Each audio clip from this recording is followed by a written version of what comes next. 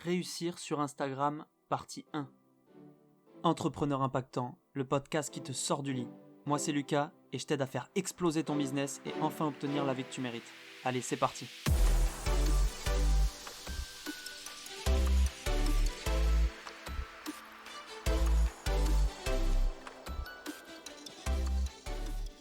Bonjour l'impactant, j'espère que tu vas bien. On se retrouve pour ce nouveau podcast pour parler de Instagram.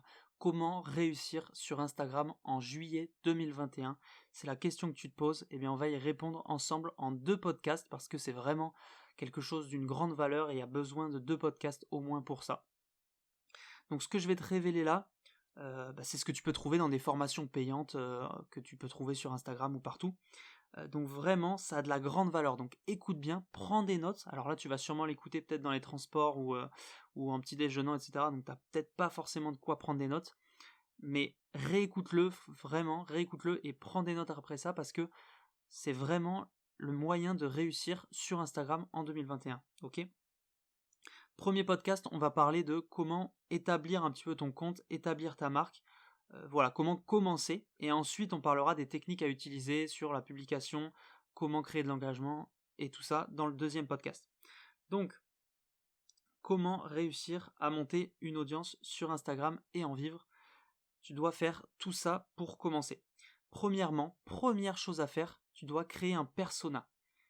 Si tu ne connais pas ta cible, tu vas pas pouvoir t'adresser à elle. Donc le persona, c'est quoi? Je crois que je te l'ai déjà expliqué, je me rappelle plus dans un podcast, mais c'est la personne type que tu vises. Donc tu vas prendre une feuille ou prendre une page Word, et donc tu vas écrire vraiment un prénom, un nom, un âge, quel âge il a ta personne cible. Donc voilà, faut que tu la personnifies, faut que ça devienne une personne réelle comme si c'était un ami, et donc tu vas la décrire, tu vas décrire ce qu'elle fait comme loisir, quelle personne elle fréquente, si elle est forte en cours, si elle est mauvaise, si elle était ou elle est encore, ça dépend quel âge elle a, ce qu'elle fait dans la vie justement, si elle est en cours, si elle étudie, si elle a un boulot, etc. Vraiment, faut que tu décrives tout ce qu'elle fait dans son temps libre, quelles émotions elle a, est-ce qu'elle est amoureuse, est-ce que non. Voilà, tu la décris, cette personne, tu décris aussi les questions que cette personne se pose, ce qu'elle aimerait faire, ses ambitions, tout ça. Voilà, il faut que cette personne, tu la connaisses par cœur. Et ça va être ton persona. La personne que tu cibles concrètement. C'est la première chose à faire avant de toucher à Instagram, en fait. Deuxième chose, maintenant tu vas créer ton compte et tu vas devoir faire une bio, donc une description, c'est ce qu'il y a en haut de ta page, en dessous de ta photo de profil, ta bio qui s'adresse à ton audience. Maintenant que tu as une audience, un persona, tu sais comment s'adresser à lui. Donc quand tu écris ta bio, au moment où tu vas l'écrire, il faut que tu penses que tu es tout le temps dans ta tête cette phrase: quel intérêt pour la personne qui lit ça. C'est-à-dire que tu n'as pas beaucoup de mots à mettre dans la bio, donc chaque mot, chaque phrase, tu vas devoir te dire, ok, quel est l'intérêt pour la personne de voir ça? Est-ce que c'est utile? Je te conseille d'ailleurs d'utiliser la méthode AIDA. J'en ai parlé dans un vieux post, mais je pense pas que tu vas le retrouver sur Instagram. AIDA, c'est attention, intérêt, désir et action. AIDA, ok? Donc faut que tu commences, par exemple, si tu fais 4 lignes sur ta bio, fais cette méthode, attire l'attention avec ta première ligne, crée l'intérêt avec la seconde, crée le désir avec la troisième et fais un appel à l'action avec la quatrième ligne. Voilà. Ça, c'est une bonne méthode pour pouvoir faire une bio qui fonctionne. Je développe pas plus sur AIDA parce que ça demanderait un podcast entier s'il fallait. C'est pas prévu pour l'instant, j'en ai fait une publication sur Instagram, essaye de la retrouver, ou envoie-moi un message sur Instagram, je t'expliquerai ce que c'est. Ensuite, tu as fait ta bio qui est convaincante, tout ça. Maintenant, tu dois être convaincant. Donc il faut que tu apportes des preuves de ce que tu dis, que tu lui donnes ce qu'il veut. Ça, c'est hyper important sur Instagram. Il faut vraiment donc que tu te mettes à sa place. Qu'est-ce qu'il veut entendre? Et si tu lui apportes pas des preuves de ce que tu dis, de ce que tu fais, si tu te présentes comme un expert, apporte-lui des preuves. Tu vois ce que je veux dire? Il faut vraiment que tu apportes des preuves de ce que tu dis. Donc les preuves, ça va passer par les stories à la une, tes publications, tes reels, tes IGTV, tout ça. Vraiment, le but c'est que tu apportes la preuve de ton expertise ou la preuve que tu t'y connais dans ton domaine, ou en tout cas la preuve que ce que tu vends c'est fiable, et voilà. Donc apporte-lui une preuve, sois convaincant vraiment. Ensuite, ne copie pas les autres. Ça, c'est l'erreur vraiment que tout le monde fait quand il arrive sur Instagram.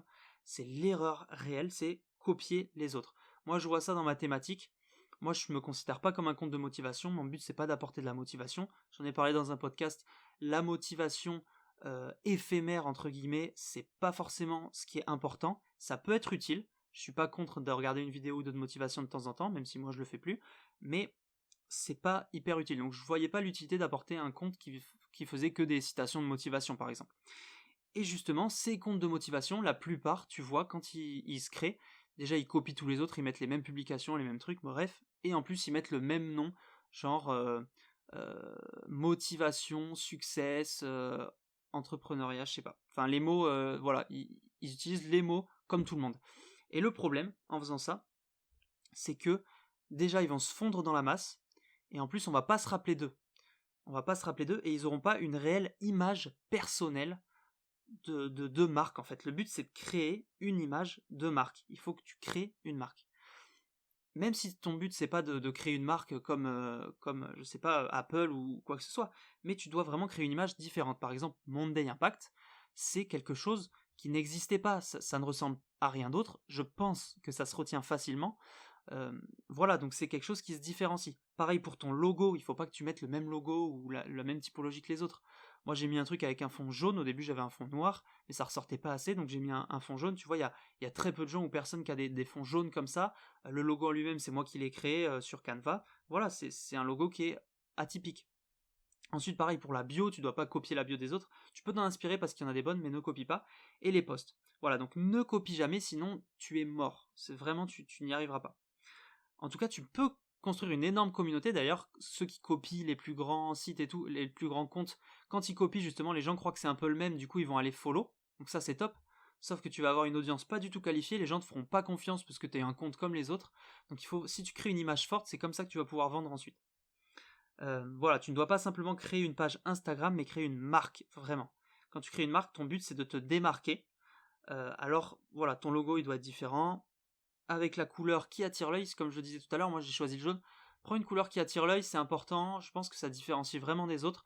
Tout le monde est sur fond noir avec un petit truc facile, différencie-toi.